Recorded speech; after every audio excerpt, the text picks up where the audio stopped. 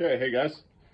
Another day with the 67. It's our holiday Monday, so I'm just going to do a little work on the car.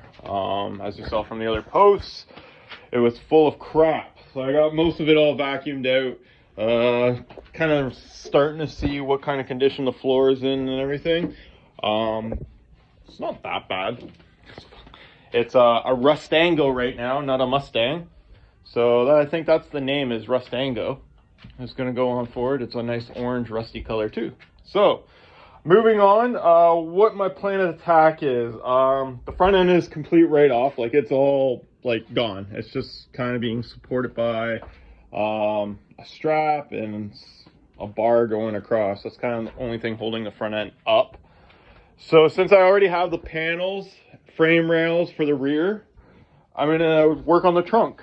Get the trunk all cut out, get the gas tank out, try to get this springs back down, so I might have to jack up the truck and start working on it that way, and work on the front or the back, go towards the front and do the floor last, because floor other than the front half looks pretty decent.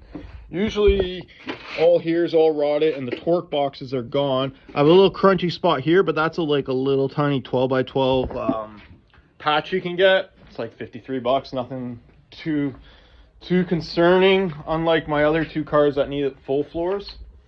So I'm probably just going to do half left, half right, just the lower parts. You can get those pretty easy. So yeah, so follow along, like, subscribe, and let's see where we go from there. Stay tuned.